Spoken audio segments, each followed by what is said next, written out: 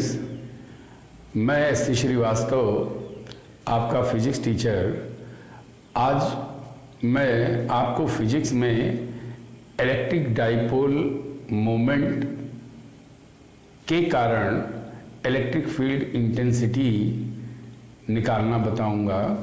Electric field intensity हम लोग 3 तरह से निकाल सकते हैं। एंड ऑन पोजीशन, अक्षीय स्थिति, ब्रॉड ऑन पोजीशन, निरक्षीय स्थिति, और एक विशेष स्थिति भी होती है। तो आज एंड ऑन पोजीशन की बात मैं करूंगा कि एंड ऑन पोजीशन से किस तरह से इलेक्ट्रिक फील्ड इंटेंसिटी फाइंड की जाती है। आप सभी लोग जानते हैं कि इलेक्ट्रिक डाइपोल मोमेंट में एक पॉजिटिव चार्ज और एक नेगेटिव चार्ज बहुत कम डिस्टेंस पे होते हैं। जैसे यहाँ ए बी मैंने लिया है, इस ए बी लाइन पर कोई भी पॉइंट अगर लिया जाता है तो वो पॉइंट एंड ऑन पोजीशन या निरक्षीय स्थिति कहलाता है।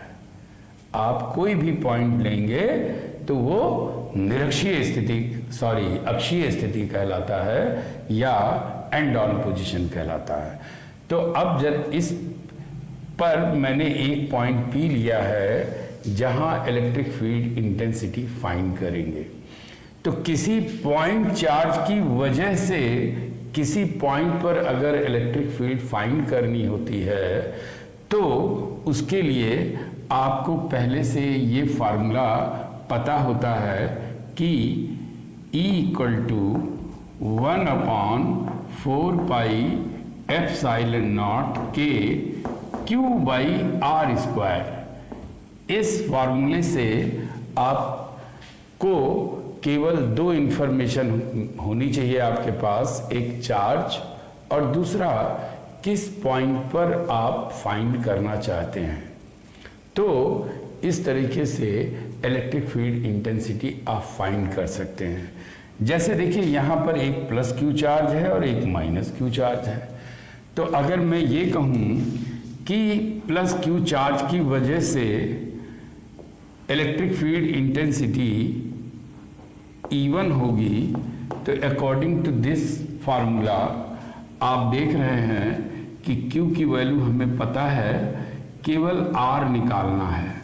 तो R की वैल्यू क्या है, इस स्मॉल r से इतना यानी ये आधा है, तो L वैल्यू माइनस कर देंगे तो BP की वैल्यू जो आपको मिलने वाली है यानी R की वैल्यू वो R माइनस L। तो इस तरह से आपको जो फार्मूला मिलेगा वो Q upon R minus L, और होल स्क्वायर है तो होल स्क्वायर कर दीजिए। इसी तरह से जब माइनस क्यू चार्ज की वजह से इलेक्ट्रिक फील्ड इंटेंसिटी फाइंड करनी हो तो E2 इक्वल टू 1/4πε0 के इंटू Q। याद रहे कि वेक्टर क्वांटिटी अगर कोई निकालनी है आपको तो प्लस क्यू चार्ज है तो भी प्लस और माइनस क्यू चार्ज है तो भी प्लस में लेना है। अब देखिए यहाँ R की वैल्यू क्या होगी, P से O तक की वैल्यू R है लेकिन यहाँ से ये L और आगे है, तो it means R plus L whole square ये आ गया। लेकिन इलेक्ट्रिक फील्ड इंटेंसिटी एक वेक्टर क्वांटिटी है, तो आप जानते हैं कि प्लस क्यू चार्ज से इलेक्ट्रिक फील्ड इंटेंसिटी हमेशा दूर को जाएगी, यानी अवे फ्रॉम पॉजिटिव चार्ज। तो जैसे इस पॉइंट पर हमें इलेक्ट्रिक फील्ड फाइंड करना है और ये पॉजिटिव चार्ज है, तो ये क्या हो जाएगा, दूर। क्यों दूर हो जाएगा, इसके लिए मैंने आपको पीछे बताया है कि आप अपने मन में क्यू नॉट चार्ज मान लीजिए यहाँ रखा है, तो आपको पता है दोनों पॉजिटिव है तो फोर्स ऑफ रिपल्सन की वजह से ये दूर भागेगा। तो जो डायरेक्शन फोर्स का होगा वही डायरेक्शन E का होगा, तो यहाँ ये हो गया। अब जरा देखिए, माइनस क्यू चार्ज के कारण अगर आप निकालते हैं तो ये पॉजिटिव चार्ज होता है, क्यू नॉट टेस्ट चार्ज है, तो ये इधर को आएगा, तो फोर्स का डायरेक्शन जो होगा वो आपका ये होगा, और जो फोर्स का डायरेक्शन होता है वही डायरेक्शन इंटेंसिटी का भी होगा। तो यहां आप देख रहे हैं कि ये दोनों इलेक्ट्रिक फील्ड इंटेंसिटी E1 और E2 अपोजिट डायरेक्शन में है। तो अपोजिट डायरेक्शन में है तो अकॉर्डिंग टू पैरेललोग्राम्स थ्योरम क्या कहेंगे रिजल्टेंट? देखिए, resultant intensity is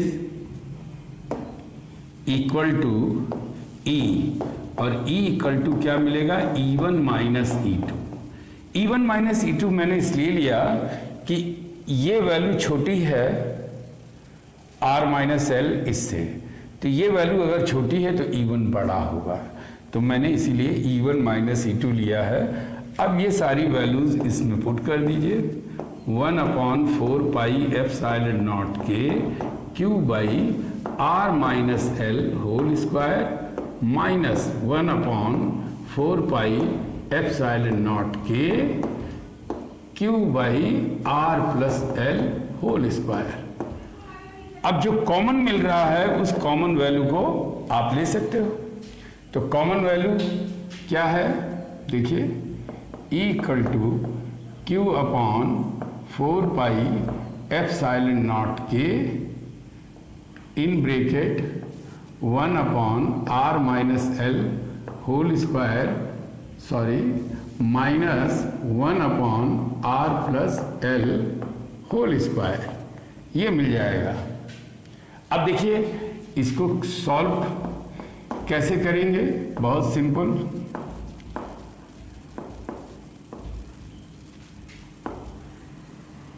R minus L whole square और R plus L whole square, इसको एलसीएम ले लें तो R plus L whole square minus R minus L whole square.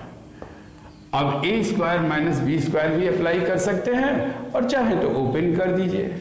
तो जब ओपन करेंगे तो आपको इस तरह से मिलेगा Q/4 पाई एप्सिलॉन नॉट के इनटू, देखिए प्लस कर देंगे तो R plus L plus R minus L, R plus L minus R plus L, A plus B A minus B, और यहां पर आप देख रहे हैं A minus B A plus B है, तो A square minus B square हो जाएगा, और फिर होल स्क्वायर भी दिया गया है तो आप इसे होल स्क्वायर कर दीजिए।